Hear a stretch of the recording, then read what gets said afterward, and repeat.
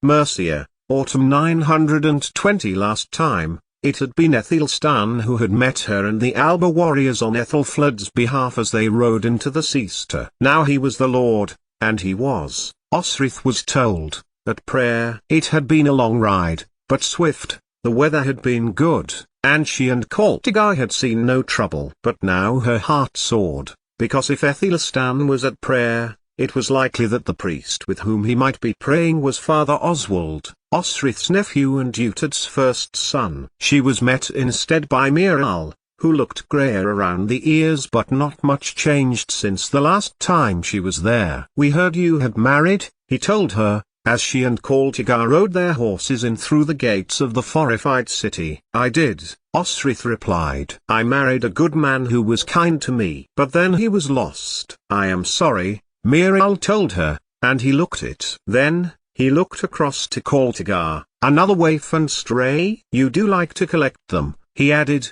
grinning. "He was in service to my lord husband," Osrith told him. And Osrith told him about the invasion at Bibbenberg, and that she had remarried and kept the land. "You, a farmer?" "I am learning," she told Miral. "Koltigar's father manages the land if I am not there. Their family has been farming Berwick longer even than the Angles arrived." "As long as that?" Miral asked her. He held out his hand to the Pictish boy. "Welcome to Mercia," he said in Cymric, and then in English. "I am sure you will find it so rotten here at present that you will be dying to get back to your sheep and cows." "I can fight," Koltigar told him, in broken English. "For my lady I have fought many times." "We have us." He said the word as if he might have said, "We have rats." "I am sorry to hear it," Miral said again, and showed Osrith to the stables. "Your men are here." "Of course," he told her, and within a few minutes, Elfkin was leading out his 4 other comrades. They beamed when they saw Osrith. With them,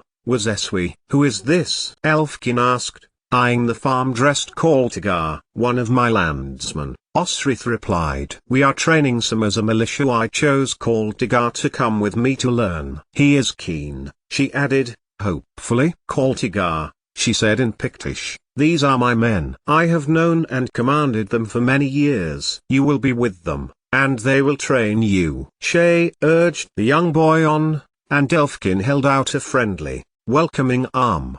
"Did you know that your lady has killed Norsemen?"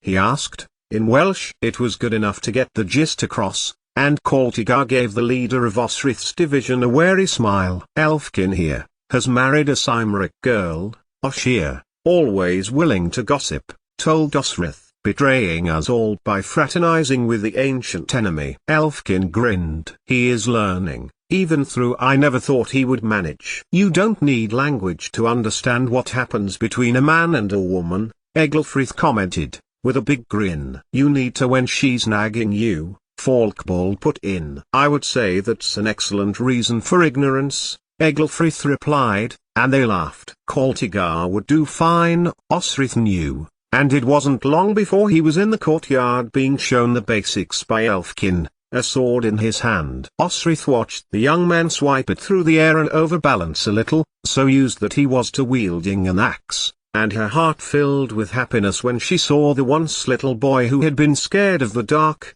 now captain of her mercenary company, show Koltigar what he knew, what he had learned from Osrith. Then, Miral placed a hand on her shoulder. He looked around the courtyard and then turned to Osrith, and said, in a voice that carried, "So you are here to continue with the remainder of your service, Osrith of Mercia?" Several people looked at Miral and then at Osrith. Very good, she thought, and joined in. "I will see my lord Ethelstan, or his general Aldhelm." "Come with me," Miral continued, and they headed to the hall, which stood in the center of Seaster, and to the armory to the side. There, he locked the door behind her and grinned at Osrith. "Just as," Osrith replied. "Safe, where no one could hear." "And the someone who got here before you," Miral added. It was then that Osrith noticed a figure who would have been behind the armory door if it were opened. It was Eswi, and he stepped towards Osth, and took her hands in his for a few moments. "The children are safe?" Osrith asked,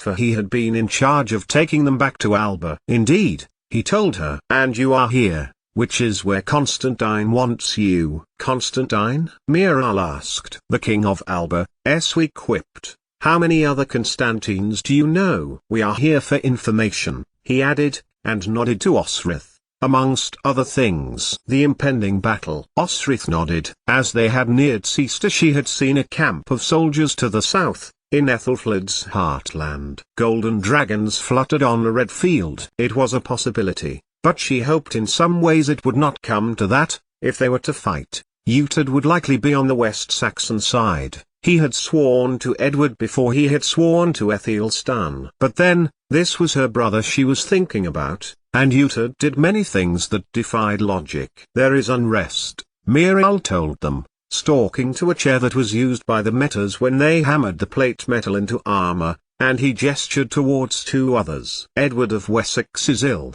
Ill? What is wrong? Osrith interrupted. No one knows. But if he dies, there will be a fight for the throne. Miral went on. Ethel has already been declared legitimate in Wessex, whereas Ethelelm would like him to be proclaimed in Mercia, to be safer when the time comes. Osrith sighed. There was unrest, too much. Diffin will first, and now Edward. The West Saxon troops are coming, and who knows who they will support? Miral jadded. Isn't it obvious? Eswi asked. No, Miral replied, reaching for a bottle of spirit. Birch brandy by the smell that came to Osrith's nose and swigging deeply before passing the bottle to Eswi. They will want to fight for unity, yet if they do that they are openly supporting Aethelstan, who has been declared a bastard. If they fight for the independence factions, then they are fighting against Edward's unity policy. What is the official line? Osrith asked. Miral gave her a half smile, half grimace. They are here to fight against the Danes and the Norse, who still flood the land. But that is not all. There has been an increase in forces at Tamworth, Ethelflaed's capital, where Aethelstan lived now. Aethelstan is not at Tamworth, is he? He is here, in Seaster? Osrith asked. He is. And he is taking counsel from his lords. Osrith swallowed. It came to that, did it? So it depends on what my brother does, Osrith mused aloud. Is he here? With all his men, armed, ready for battle, Miral told her. Which is why I can't help but think that a battle is coming. He'll fight for Aethelstan, of course, Osrith told him, thinking of Uhtred's warriors, Sihrik and her husband, of course, little Rorik, who was not so little anymore, and the young man he had spared on the beach of St. David's. But if Wessex is weak, there may be more disunity in the alliance than before. And then she gave Miral a look of alarm. And what of Elfwin? Where is she? For that young woman had been troubling Osrith ever since her mother, Ethelflaed's, last words to Osrith had been a demand for her to protect her daughter. Osrith had never accepted, yet she felt troubled by it. Gone, no one knows where, Miral told her. Last seen being taken from Tamworth by her uncle's men. Perhaps I can help there, Eswi put in. I have heard she is in a monastery at Salisbury, though I have not been able to obtain corroborating evidence. Perhaps your husband can help there, Eswi told her, but the expression on her face told him he had overstepped the mark. I have told Constantine that I will not use Finan for intelligence. Was that why he was here? Was Constantine pressing to overturn the agreement he had made with her? It was like him. Osrith knew. Husband? Miral repeated. Forgive me, I thought you said he had died. At Bibbenberg. Osrith smiled. And then the father of my child went to the king and asked that he marry me. I agreed. She waited for Miral to work it out. The father of your child? Miral repeated, and then his face darkened. You don't mean ... the man who fought his own brother at Eofic, when Elfrith was killed. He ... wasn't he the man who attacked you when you were young? He attacked me when I am almost the same age as I am now, Osrith mused. When we were in bed together just 4 nights ago, but not in the same way you mean, old friend. But Miral was shaking his head. This man was the same man who attacked you when you were young, he repeated, and looked to Eswi. Tell me, that he has never raised a hand to you. If he has, she will have raised it back, Eswi replied, and Osrith thought of her husband. How he had been WTH her when she had taken the herbs that made her miscarry Edward's child, how he had stood up to Uhtred when he was looking for her, how he held her as if she was the most important thing in the world. He never has, Miral, Osrith assured him, then added if only to get off the subject. I need to know several things about what's happening here. Do you indeed? Miral grinned. So who do you want to speak to first in order to find these out? Ethelstan, or Aldhelm? He looked at the door on the opposite side of the armory which led to the hall, where both men would probably now be. Or myself? Why you? Osrith asked. Because, Miral told her slowly, the Elfrith is dead. I am the leader of the independence movement, of course. As always, 888,888,888. In the end it was Father Oswald that Osrith spoke to first. He was coming from the chapel, and it was only when she put her hand on his arm that he turned. A smile came to his face, and Osrith smiled back. Come, he said to her, to my quarters. And he opened up a side door that took them up a flight of stairs and into a room above the chapel. It was well appointed, with the sunlight in the south shining through the window, and he directed Osrith to a chair. He looked older, and he must now have been in his late 30s. He was clearly trusted well enough by Ethelstan to oversee his prayers, though they had known one another as boys, since Ethelstan had grown up in Ethelflaed's household and Sciora and Utad, as he was called then, had lived with her too, when they had not been at monasteries learning about God. You look well, aunt, her nephew told her, and Osrith tried not to roll her eyes. Well, Osrith repeated, and it had been her being well which meant that her armor no longer fitted properly and she had had to have Rhea help her with her bindings. Good eating on the farm and not enough sword practice. I heard you married, he continued,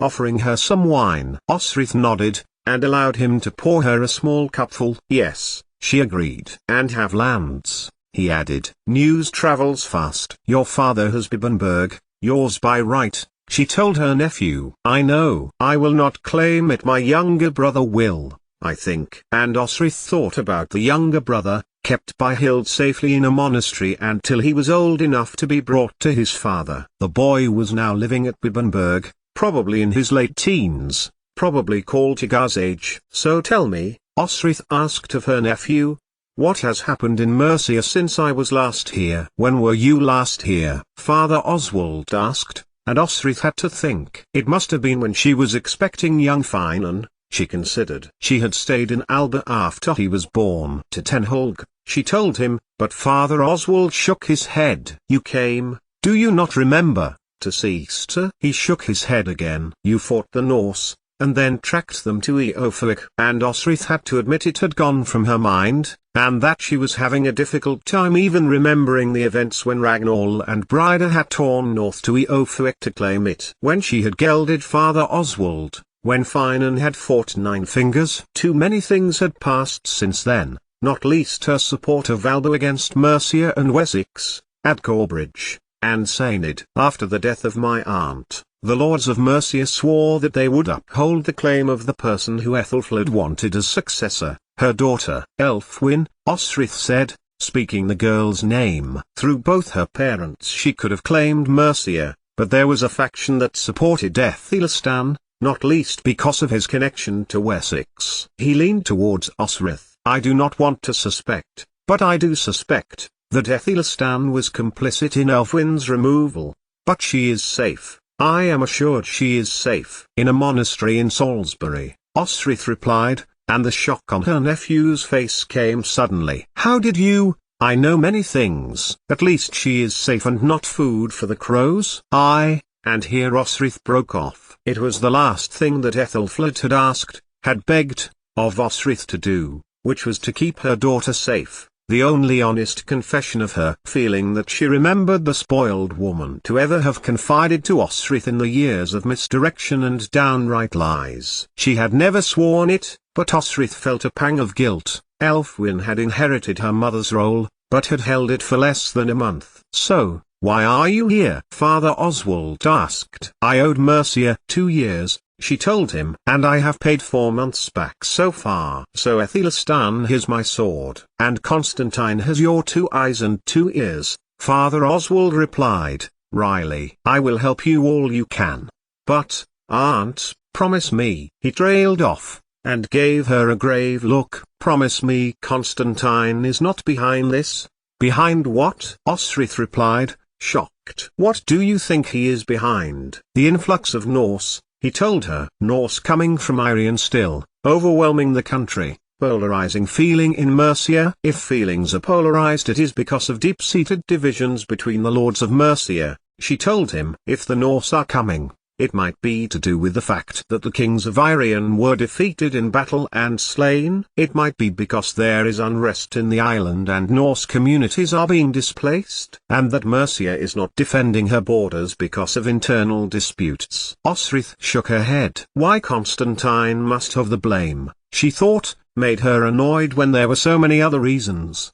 What interest did Constantine have in Mercia? Although he could be doing this for spite, because of Edward's declaration in Strathclyde, Osrith would not put him past mischief, but could still perceive no benefit in terms of land, only indirectly through the Norse. She knew too little, understood too little, which was a good thing. Being an ignorant farmer was appealing to her more and more. "Give a prayer to Arion," she asked her nephew. "Good kings have died there." And her mind focused on Domhnall, who, out of everyone, was her dearest friend, who had had to go back to hold together the Uyneel family and establish rule for the people of Arion over whom he had never been king. "Why are you here, aunt?"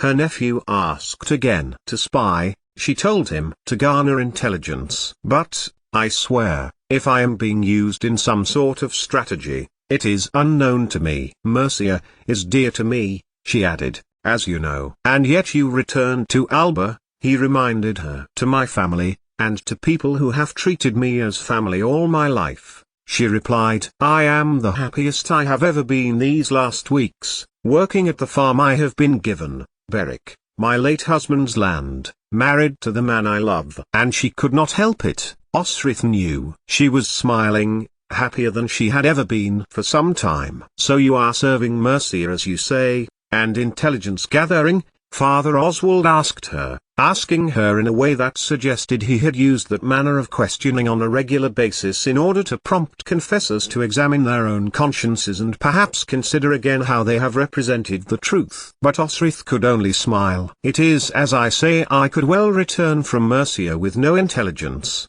or badly collected intelligence," Osrith told him. Yet, Eswe was with her, and he would know the difference. "If Mercia is in your heart, go to it," Father Oswald told her, and Osrith leaned over to him, taking his own hands in his, before he could put one of his own on her head. She needed no godly blessing, she did need what few family she had, and was so pleased, proud and pleased, to be in her nephew's company again. "I swear it," she told the former Utard, son of Utard, "if there is a plot, I know nothing of it." Father Oswald smiled, and Osrith smiled back. "And I would see you at Bibbenberg," she told him. "It is your father's now, and was your father's father's." The priest laughed. "One day, perhaps," he told her, and got to his feet. Osrith looked to the door. "And what are you intent on doing now, aunt?" "I am intent on serving Mercia," she told him. And for that, he needed to overhear what was going on in the hall, particularly Ethelstan's business. Buet sheathed, the clasp over the hilt, Osrith climbed not down, to the courtyard in the front of the chapel, but up. Time to be a bird in the rafters again, and glean what she could for her king, preferably before a battle began. 88,888,888 Lord Utard, please can you explain what was so important that I had to be disturbed from prayer? Ethelstan, sitting in his chair, throne, really, Osrith thought, as she looked down from the roof, was giving her brother no possibility to get out of whatever it was he wanted from the Lord of Mercia. And he had changed, Osrith thought. It had been over 2 years since Ethelfled had died, 2 years for Alfred's grandson to rule in Mercia, to oversee its lands. He looked magnificent. A glimmer of metal sat in his golden hair, and it had lengthened, falling in loose curls about his face. A reminder to Osrith of Edward, who had his curls into late childhood. But Ethelstan's must have been curled deliberately, for bronze wire was woven into some of them, a glint of emerald, or possibly garnet in them. At his throat, a garnet-encrusted pin held a green and gold cloak, the colors of Mercia, and Osrith was willing to bet that if he got up the white dragon of Mercia would be seen. Like his father, Aethelstan clearly had a taste for the expensive. And why not? Alfred was biased, but he knew that a display of wealth held the population in awe, held enemies in awe. He represented God, and the jewels and precious metals on earth needed to represent the glory of heaven beyond, unchanging, everlasting. "We have come at your request," Utad told Aethelstan. "I was under the impression this was your seal, your words." He held out what looked like a letter, rolled and the remnants of a seal at the bottom. "It is," Aethelstan told him, without looking at it. "And I was in prayer. I did not need summoning like a child, for as you know, I am no longer one." Osrith could not argue with that. If Utad had taught him anything, it was to be a king in the model of his grandfather. He could not then complain when Aethelstan used that manner to his former teacher. "And so, you have come to defend Mercia." "My Mercia." "Once the Lady Ethelflaed's Mercia," Utad reminded him. "Once the Lord Ethliad's, and the Lord Burgund's in alliance with my grandfather," and so on and so on. Osrith bit the back of her hand to prevent her from childishly giggling at Ethelstan's attitude to her brother. "If the point is that you are now needed at Mercia's behest, how is it that a week ago you knew of the West Saxon threat, before they had set up camp at Northwick?" "I did not know," Utad repeated. "I came because you summoned me." "Indeed," Aethelstan replied. "So a deal of patience could have been used, Lord Utad. Rather than disturb me in prayer, perhaps you would like to join me at the chapel sometime? It settles and focuses the mind when one unburdens to the Lord." There was a silence, and Osrith noticed Finan's hand move almost imperceptibly to Utad's shoulder. What would her brother be without the continued loyalty of Finan, bonded at the slaver's oar? Utad said nothing as Aethelstan continued to look at him. "We last saw one another at Bibbenberg. Tell me, how does your land suit you? Is it what you hoped?" "It is everything I hoped, Lord Aethelstan," Utad replied. "And, being lord of that land, I hope you come to repeat the oath that you made to my dear aunt." That was it, Osrith thought, holding into one of the beams as she listened. It wasn't a battle that had instigated Ethelstan's call of her brother, but a swearing of loyalty. He wanted what Alfred wanted, Bibbenberg, its lands, her lands. Strathclyde, Alba, the whole of the island of Britain. "You were asked to kneel for my father," Aethelstan told him. "But I do not command you to kneel. What I wish is that you reaffirm your loyalty to Mercia, through me as its lord." Was there a pause? Osrith was never sure that she noticed one or not in her brother. Whether a pause or no, she watched her brother take out his sword and lay it at Ethelstan's feet. Then he knelt.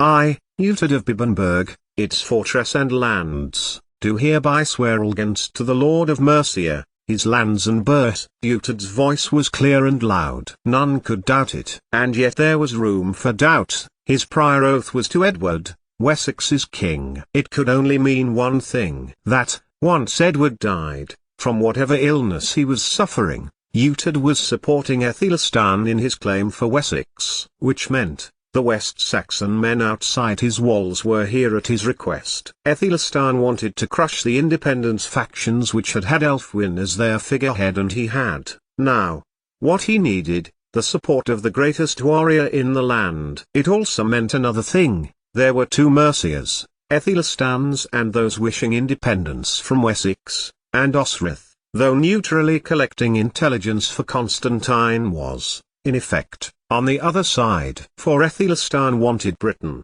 so Constantine would do anything he could to slow Ethelstan's advance north. She was Miral's side, with Eswi, Constantine's loyal spy, and she had to wonder whether Constantine had set her up to fight in Mercia on his behalf after all. It also meant that she was on the side opposite to Finan, who was, technically, Constantine's man. Now he was the Lord of Berwick. Let there not be a battle, Osrith thought, watching Utad get to his feet. "Please, let there not be a battle." "Who is your priest, now Bishop Leofstan is dead?" Utad asked Aethelstan. He would know, Osrith thought, and wanted to assert this against the Lord of Mercia. "Your son," Aethelstan told him. "Bishop Oswald."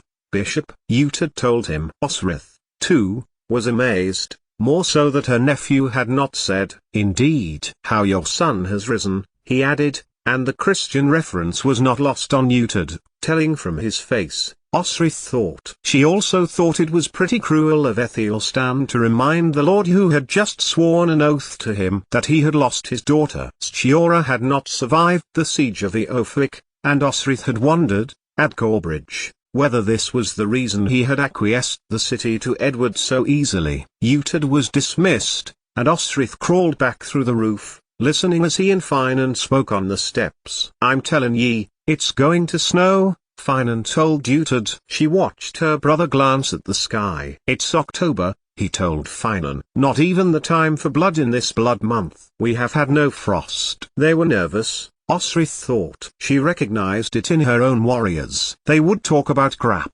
bet on whether one worm crawling in the mud was longer than another, even, while waiting on the edge of battle, on the edge of certain death. "I bet you 2 shillings. Finan offered. Uhtred held out a hand and they shook on it, muttering at the ease at which he was taking his money. "Bishop Leofstan is dead," Uhtred murmured. "And Bishop Oswald is very much alive," Finan goaded. "Do you remember Mus?" Uhtred grinned to his friend. "I surely do not," replied Finan. "I know you do," her brother replied. Or did. Osrith also knew Mus. Sungjafu was her Saxon name and Goma her Christian name. Bishop Leofstan had married her trying to prove he was able to convert fallen women, but Mus was the one proving that power over men came from between her thighs, that her body delighted them. She had kissed Osrith once, and it had been good, she had to admit, but not good enough to lose her head as a man might, abandon infant home and lord for the pleasures of the flesh and call it love. Nevertheless, a flame of jealousy licked inside Osrith's stomach, and she was taken aback that she cared where normally she would not. Finan was a soldier and women came naturally to him. Osrith didn't ask, and he did not tell, and it was the same the other way round. Not that there was anything to tell that he didn't already know, and as she had overheard Finan saying to her brother once, that they had a mutual agreement that he would not kill Constantine as long as Osrith did not kill Uhtred. But she cared now, and did not want her husband to be reminded of that perfect-bodied woman. "And did you?" Uhtred was still talking about Mus. "No," Finan replied. "You?" "No," Uhtred said. "Edith," he added. "Anyway, I am asking on behalf of a friend." And they moved from the entrance of the hall, and Osrith could no longer hear them. "You really want to bet 2 shillings?" Uhtred asked Finan, as they reached the stables. There were rooms for warriors there, more spacious than many halls. It was as if the Lady Ethelfled had expected a large garrison to be at Seaster and had made accommodations for them. "Bet you 2 shillings the King of Alba is behind this somewhere," Uhtred told him. "He gifted us land," Finan told him. "Beric." "Good." Uhtred smiled. He had not asked for many details from Finan when he finally returned to Bibbenberg. "At least I know you as I send my armies through to ravage land north of my own." A horn sounded in the distance. A few flakes of snow began to fall. Finan grinned at his lord,